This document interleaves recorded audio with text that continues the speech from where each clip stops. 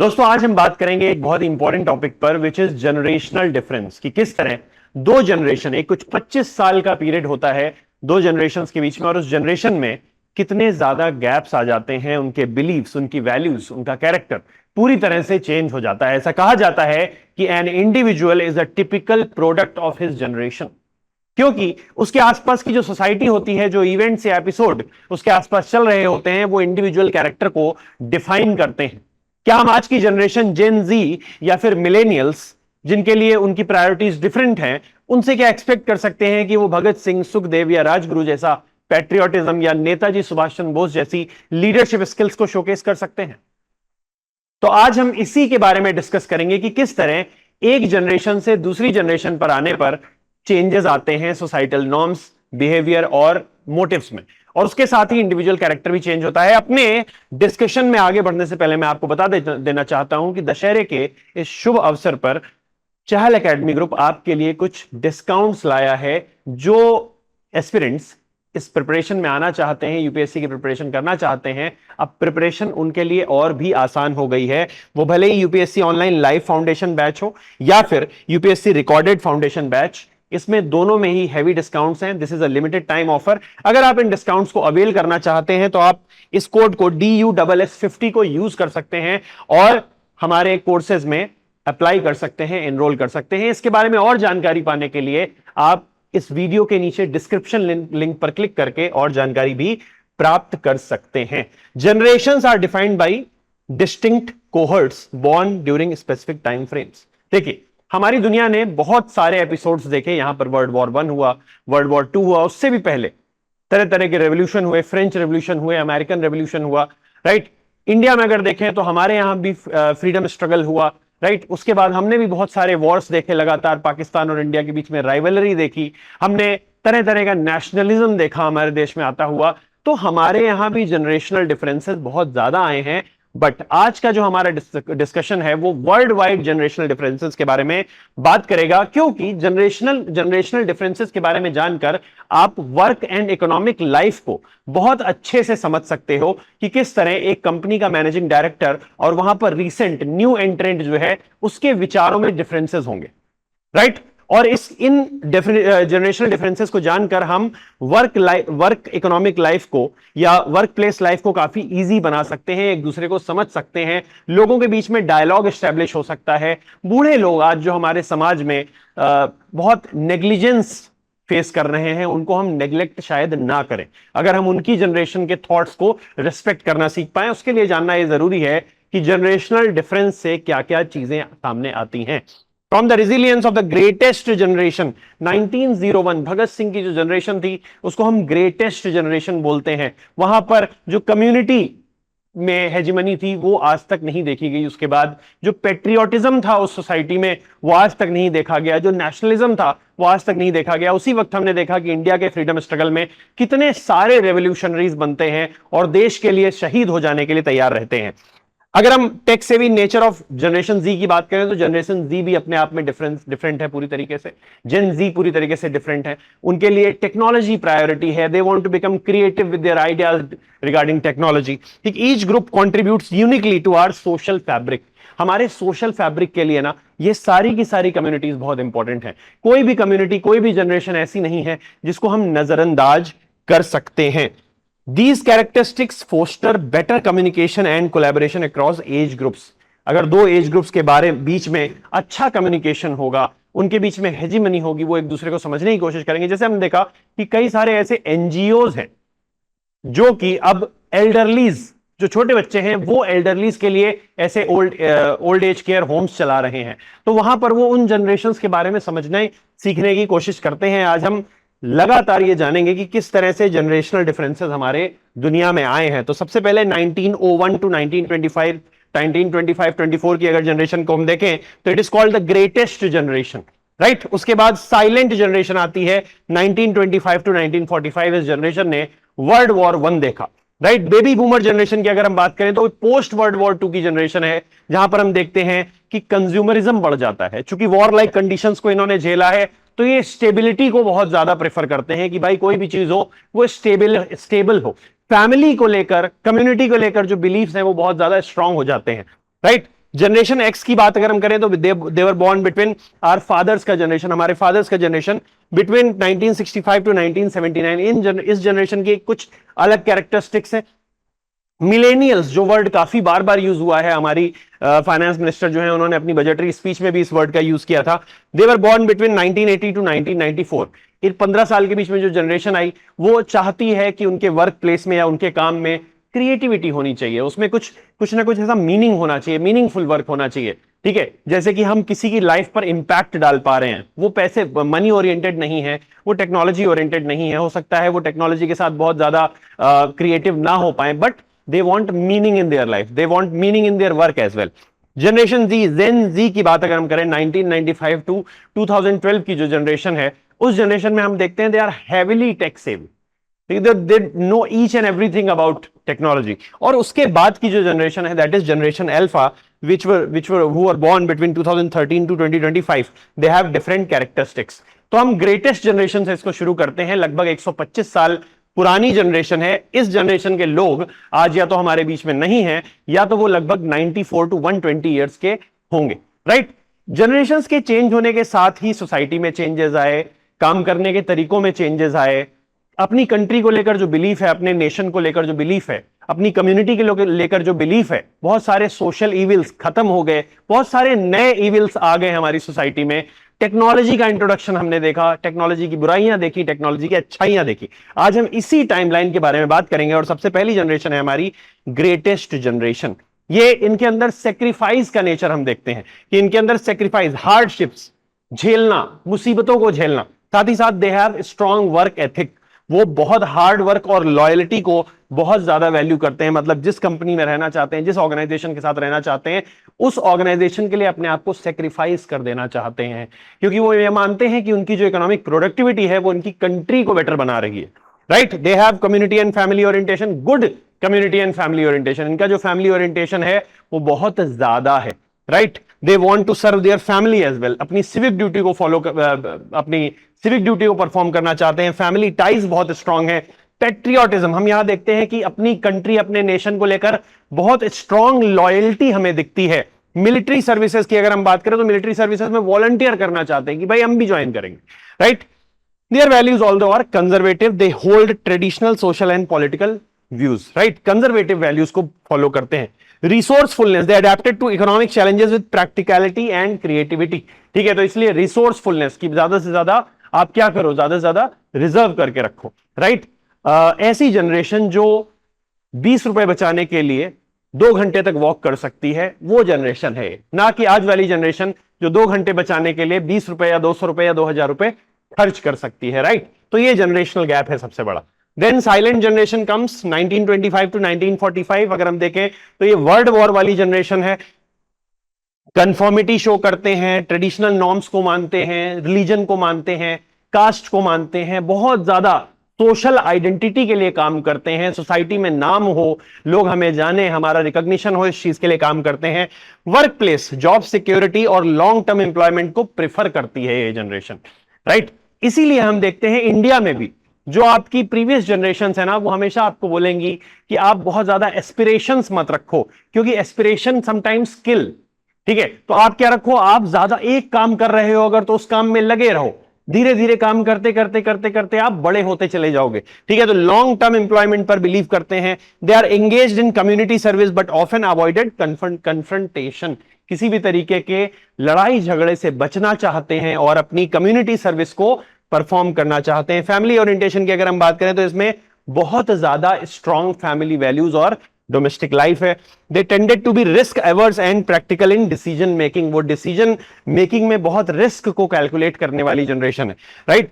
They have respect for authority, वो authority power को लेना चाहते हैं। They are generally respected established institutions and leaders. वो जो इंस्टीट्यूशंस हैं, एस्टैब्लिश्ड इंस्टीट्यूशंस हैं, एस्टैब्लिश्ड लीडर्स हैं, उनको बहुत ज्यादा सम्मान करते हैं, राइट। बेबी बूमर्स सबसे ज्यादा अगर हम देखें तो चैलेंज्ड लाइफ अगर देखें तो बेबी बूमर्स की है, क्योंकि world wide post world war situation जो थी वो बहुत क्राइसिस वाली सिचुएशन थी। तो ऐसी सिचुएशन में जो भी कम्युनिटी आएगी, जो भी जनरेशन आएगी, वो कहीं ना कहीं बहुत सारी प्रॉब्लम्स फेस करेगी। और यहां पर हम देखते हैं कि इंडिविजुअलिज्म हमारी सोसाइटी में बढ़ता चला जाता है। इंडिविजुअलिज्म आखिर क्यों बढ़ता है?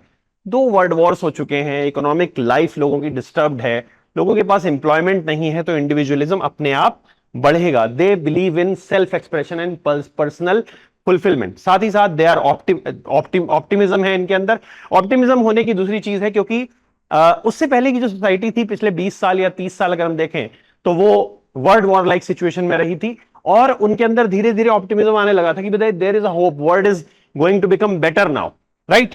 कंज्यूमरिज्म बढ़ जाता है। They are the first generation जो कि कंज्यूमरिज्म बहुत ज्यादा करते हैं, खरीदने पे भरोसा करते हैं, सोशल एक्टिविज्म में पार्टिसिपेट करते हैं, एंटी वॉर, फेमिनिस्ट मूवमेंट्स और सिविल राइट्स से रिलेटेड मूवमेंट्स यहां पर हम देखते हैं कि बढ़ जाते हैं सोसाइटी में। इस तरीके की वैल्यूज, एनजीओ का डेवलपमेंट, ये सब क्योंकि ऐसी जरूरत थी, हमें रिकंस्ट्रक्शन करना था दुनिया का। दुनिया एक बार फिर से पूरी तरीके से कोलैप्स हो चुकी थी, उसको हमें रिकंस्ट्रक्शन करना था, तो हमें इन चीजों की जरूरत थी। वर्क एथिक अगर हम देखें तो they are hard working but they also sort work life balance. Technological adaptation में अगर हम देखें तो they have experience the rise of television and early computing. ठीक। फैमिली डायनेमिक्स की अगर हम बात करें तो they shift this generation faces shift in family structure and roles including dual income household. मतलब फीमेल्स भी अब क्या कर रही हैं? काम कर रही हैं। मैंने आपको बताया कि अगर कोलैप्स हो गई है दुनिया तो उसका रिकंस्ट्रक्शन करने के लिए मेल्स और फीमेल्स दोनों को ही साथ में आना पड़े, राइट। जनरेशन एक्स की अगर हम बात करें तो 65 टू 79 की जनरेशन है। इनमें प्रैग्मेटिज्म पाया जाता है, प्रैक्टिकल अप्रोच पाई जाती है लाइफ को लेकर, वर्क को लेकर, राइट। अगेन रिलीजियस बिलीफ्स भी हैं, इंडिपेंडेंट हैं, सेल्फ सफिशिएंसी और पर्सनल रिस्पॉन्सिबिलिटी पर बिलीव करते हैं, ठीक है। स्केप्टिसिज्म भी है, किसी भी इंस्टीट्यूशन या लीडर पर केवल ऐसे ही भरोसा नहीं कर लेते हैं जैसे हमारी प्रीवियस जनरेशन कर रही है, या उनको ऑनर कर रही है, रिस्पेक्ट कर रही है। यहां पर थोड़ा सा शक रखा जा रहा है, लीडर्स पर शक भी किया जा रहा है। वर्क लाइफ बैलेंस को प्रायोरिटाइज करते हैं। टेक्नोलॉजी ट्रांजिशन इन्होंने देखा कि किस तरीके से कंप्यूटर का राइज हो रहा है दुनिया में, राइट।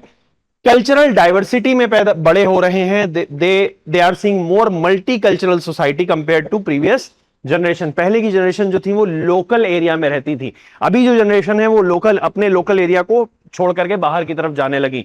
इंडिया में भी यही हुआ, एग्रीकल्चर से शिफ्ट हुआ धीरे धीरे और लेबरर्स बाहर की दुनिया, अर्बन एरियाज में जाने लगे। और दिल्ली, मुंबई, ये सब क्या है? मल्टी कल्चरल सोसाइटीज हैं, राइट। अमेरिका में भी अगर हम देखें तो इस तरीके की multi cultural societies main trade centres में है। फैमिली चेंजेस की अगर हम बात करें तो they are often the children of divorce parents leading to diverse family structure. ये चीज कॉमन नहीं है हमारे देश में, बट धीरे धीरे marriage as an institution weak होता है हमारे देश में भी इस टाइम पर, और धीरे जैसे जैसे हम आगे बढ़ेंगे तो और ज्यादा मैरिज इंस्टीट्यूशन वीक होता चला जाता है। बट दुनिया में अगर हम देखें तो डिवोर्स रेट्स बढ़ गए हैं पिछली जनरेशन में, बेबी बूमर्स के टाइम में, क्योंकि इंडिविजुअलिज्म बढ़ रहा है। आप यहां पर ध्यान दीजिएगा, इंडिविजुअलिज्म बढ़ रहा है, सेल्फ एक्सप्रेशन बढ़ रहा है, पर्सनल फुलफिलमेंट बढ़ रहा है, इंस्टीट्यूशनल बिलीफ धीरे धीरे कम होता चला जा रहा है। इसीलिए they are often children of divorce parents leading to diverse family structures. Millennials आ जाते हैं, वेरी इंटरेस्टिंग जनरेशन, जिम्मेदार लोग, हर एक चीज में सोच समझ के खर्च करना, ठीक है। दे आर डिजिटल नेटिव्स, ये पैदा ही ऐसे वक्त पर हुए हैं जब डिजिटल टेक्नोलॉजीज बढ़ती चली जा रही थी। They have social consciousness also, they know about social justice, they know about environmental issues. आप देखते हैं कि एनवायरमेंट को लेकर जितनी भी नए नए लॉज बने, ट्रिटीज हुई, ठीक है, जो भी कॉन्फ्रेंसेज हुई वो इस वक्त पर हुई, और उसका इंपैक्ट कहां पर पड़ेगा? मिलेनियल्स पर पड़ेगा। they have experience over things, they value experience and meaningful work over material possession को लेकर उतना ज्यादा इंटरेस्ट नहीं है, but meaningful work, meaningful life, ठीक है, मीनिंग अचीव करना। फ्लेक्सिबल वर्क प्रेफरेंसेस, कुछ लोग ऐसे हैं जो कि फ्लेक्सिबल काम चाहिए उनको, कि भाई कभी काम करना है कभी नहीं करना है, तो उनको क्या चाहिए? ऐसा काम चाहिए कि फ्लेक्सिबल हो, हमारी वर्क टाइमिंग्स जो हो वो फ्लेक्सिबल हो, हमें कहीं भी ऐसा नहीं है कि अवेलेबल रहना ही रहना है भले काम ना हो। They have collaborative mindset, they tend to work well in teams and prioritize collaboration। इसीलिए हम देखते हैं कि पूरी दुनिया में टीम बेस्ड वर्क बढ़ता है, इंडस्ट्रियलाइजेशन एक नया रूप लेता है। एक ही इंसान केवल पूरे ऑर्गेनाइजेशन को लीड नहीं कर रहा है, but there are multiple people who are basically organizing everything for the organization। Political engagement अच्छा है, अपने आप को पॉलिटिकल और सोशल मूवमेंट्स में, पार्टी में, एक्टिविज्म में, इन सब चीजों में इन्वॉल्व रखना चाहते हैं। देन कम्स जेन जी, सबसे इंटरेस्टिंग जनरेशन, टेक सेवी है, दे आर सोशली कॉन्शियस, जानते हैं एनवायरमेंट इश्यूज के बारे में, क्लाइमेट चेंज क्या क्या चेंजेस आ रहे हैं, राइट, इनइक्वालिटी के बारे में जानते हैं, मेंटल हेल्थ को लेकर बहुत ज्यादा अवेयर हैं, they prioritize their mental health, they always value authenticity and transparency. ठीक है, वो लीडरशिप में हो, पॉलिटिकल ऑर्गेनाइजेशंस में हो, सोशल इंस्टीट्यूशंस में हो, हर एक चीज में they want reason, they want transparency and they want authenticity. Individualistic हैं बट साथ में सोसाइटी को मिलाकर चलना चाहते हैं, अपने बारे में सोचते हैं बट दुनिया के बारे में भी सोचते हैं, खुद का जो फायदा है उससे बड़ा ये है कि दुनिया को नुकसान तो नहीं हो रहा है इस चीज से, तो इसलिए इंक्लूसिव भी हैं। They are also pragmatic and they have entrepreneurial spirit, right. Entrepreneurial spirit तभी किसी इंसान के अंदर आती है जब उसके अंदर रिस्क टेकिंग कैपेसिटी होती है, जब वो चाहता है कि वो लगातार कुछ नया क्रिएशन करता रहे। तो इसका मतलब है इन लोगों में क्रिएटिविटी भी बहुत ज्यादा पाई जाती है। जनरेशन अल्फा दुनिया के बारे में जानना चाहते हैं, दुनिया से हाइपर कनेक्टिविटी शो करते हैं, इंटरनेट वाली जनरेशन है, सब कुछ इन सारी इंफॉर्मेशन अवेल करना चाहती है, जानना चाहती है कि अमेरिका में क्या चल रहा है, यूरोप में क्या चल रहा है, साउथ ईस्ट एशिया में क्या चल रहा है, पाकिस्तान में क्या चल रहा है, पाकिस्तान के लिए कुछ ज्यादा इंटरेस्टेड है, ठीक, उसके साथ यूरोपियन कंट्रीज में क्या चल रहा है, ये सब जानना चाहते हैं। They are digital natives, advance technology, machine learning, robotics, AI के टाइम पर पैदा हुए हैं, डाइवर्स भी हैं, इंक्लूसिव भी हैं, चाहते हैं सारे कल्चर्स को, सब तरीके से कपड़े पहनना, हर तरीके का खाना, हर तरीके का फूड एक्सप्लोर करना। तो they are diverse yet inclusive, right. Environmentally conscious हैं। एजुकेशनल शिफ्ट हमें देखने को मिलता है कि टेक ड्रिवन एजुकेशन यहां पर बढ़ती है, क्रिएटिविटी बेस्ड एजुकेशन बढ़ती है, एक्सपीरियंस पर्सनलाइज्ड एजुकेशन बढ़ती है, एक्सपेरिमेंटल मेथड बढ़ता चला जाता है, एजुकेशन में साइंटिफिक वैल्यूज, वोकेशनल ट्रेनिंग, इन सब चीजों का इंपॉर्टेंस धीरे धीरे बढ़ता चला जा रहा है। दे आर ग्लोबल सिटीजंस, क्योंकि हाईली ग्लोबलाइज्ड वर्ल्ड में आज दुनिया का कोई भी देश ऐसा नहीं है जहां पर ग्लोबलाइजेशन नहीं पहुंचा है। इसलिए ये बहुत जरूरी है कि हम इनको ये माने कि भाई they are global citizens, they are not local citizens, right. Mental health को लेकर बहुत ज्यादा, मेंटल हेल्थ और वेलबींग को लेकर बहुत ज्यादा ये अपनी चिंता करते हैं। साथ ही साथ इंपैक्ट क्या है जनरेशनल डिफरेंसेस का, तो हम देखते हैं कि नॉर्म्स जो हैं, सोसाइटल वैल्यूज हैं, वो धीरे धीरे बदलती चली जा रही हैं, राइट। बेबी बूमर्स जो थे वो स्टेबिलिटी को प्रेफर करते थे, अब जो मिलेनियल्स हैं या फिर जेन जी है वो किस चीज को प्रेफर कर रहे हैं कि भाई हमारा काम कैसा हो, मीनिंगफुल हो, हम लॉयल हैं या नहीं है जरूरी नहीं है, मीनिंगफुल काम होना चाहिए, काम है तभी ऑफिस जाना है, अदरवाइज फ्लेक्सिबल वर्किंग आवर्स होने चाहिए, राइट। कल्चरल चेंज आ रहा है, it influences attitudes toward gender roles and community engagement. अब जेंडर रोल्स धीरे धीरे चेंज हो रहे हैं, फीमेल पार्टिसिपेशन बढ़ रहा है वर्कफोर्स में, राइट। वर्क एथिक्स की हम अगर बात करें तो there are different views on work life balance, millennials का अलग है और जेनजी का अलग है, और ग्रेटेस्ट जनरेशन जो है हमारा उसका अलग, राइट। तो वर्क लाइफ बैलेंस को लेकर डिफरेंट एक्सपेक्टेशंस हैं। एडेप्टेबिलिटी अगर हम देखें तो younger generations are more tech savvy, driving innovation. तो एडेप्टेशन, टेक एडेप्टेशन या जो भी नए नए चेंजेस हो रहे हैं उसको अडेप्ट करने के लिए बहुत ज्यादा इनके अंदर वेलकमिंग अप्रोच हमें देखने को मिलती है। साथ ही साथ इंटरपर्सनल रिलेशनशिप्स की अगर बात करें तो old generation prefer face to face, right, but younger generation कैसी कम्युनिकेशन को, इंटरपर्सनल रिलेशन को वो प्रेफर करते हैं, तो they believe in digital form of communication style. साथ ही साथ कॉन्फ्लिक्ट रेजोल्यूशन की अगर हम बात करें तो दे में address issue openly, while older generation might favour hierarchical solutions, कि भाई हम अपने बड़े लोगों से जाकर के पहले कंसल्ट करेंगे और उसके बाद ही कोई डिसीजन लेंगे। बट यंग जनरेशन क्या है, उनका क्या है कि भाई अभी निपटा लो जो भी चल रहा है, राइट। तो इस तरीके से कॉन्फ्लिक्ट रेजोल्यूशन की भी हमें डिफरेंट अप्रोचेस देखने को मिलती हैं। जानना जरूरी क्यों है? जानना इसलिए जरूरी है क्योंकि आप एक ही सोसाइटी में रह रहे हैं, डिफरेंट जनरेशंस हैं, तो उनके विचारों को भी पता होना चाहिए आपको, तभी उनके विचारों का सम्मान कर पाएंगे, आप ये जान पाएंगे कि भाई इनके विचार अलग क्यों हैं। इसकी वजह से हम कोलैबोरेशन को बढ़ा सकते हैं। गवर्नमेंट की पॉलिसीज जो भी डेवलप हो रही हैं, उन पॉलिसी डेवलपमेंट में हम ये ध्यान रख सकते हैं कि कौन सी जनरेशन क्या चाहती है। जैसे कि मिलेनियल्स अगर फ्लेक्सिबल वर्किंग आवर्स चाहते हैं तो क्यों नहीं हम उनको इस तरीके के जॉब्स दें जो कि इनफॉर्मल इन नेचर हो, फ्रीलांस बेसिस पर हो, ठीक है। तो आप देख रहे हैं कि किस तरीके से फ्रीलांस कल्चर बढ़ता चला जा रहा है। बिजनेस स्ट्रेटजीज हम इससे फॉर्म कर सकते हैं। ऑर्गेनाइजेशंस अपनी अगर देखें तो अपनी स्ट्रेटजीज इस तरीके से बना सकती हैं कि भाई हमें जॉब देनी है तो कैसी जॉब देनी है, राइट। हम ऐसी जॉब 9 to 5 जॉब्स नहीं दे सकते क्योंकि हमारी जो ये जनरेशन है ये इनको एक्सेप्ट ही नहीं करेगी, राइट। सोशल कोहेशन बढ़ता है, साथ ही साथ अडेप्टेशन टू चेंज। आप दूसरी जनरेशन के बारे में समझकर उस तरीके से चेंज होना चाहते हो, एडजस्ट करना चाहते हो। So this was our discussion. इसके रिगार्डिंग मैंने एक मेंस का प्रैक्टिस क्वेश्चन भी यहां पर डाला हुआ है कि examine the key differences between various generation, how do these differences impact societal values, work ethics and interpersonal relationships. Discuss हमें क्या करना है, importance of understanding generational dynamics की, भाई एक जनरेशन कैसे सोचती है। अगर मान लीजिए आपके वर्क प्लेस पर कोई एक आपसे आपके अलावा इंटरजनरेशनल गैप है कोई, तो वो लोग कैसे सोचेंगे, वो कैसे किसी बात को लेकर रिएक्ट करेंगे, आपको अगर वो चीजें पहले से ही पता है तो हो सकता है आप अपने थॉट्स को एक्सप्रेस ना करो, राइट। तो इस तरीके से आपको डिस्कस करना है importance of understanding generational dynamics in addressing contemporary social and economic challenges, right? So this was our discussion. I hope this discussion will help you in your preparation. Thank you so much, and do subscribe to the channel for such informative videos further. Thank you.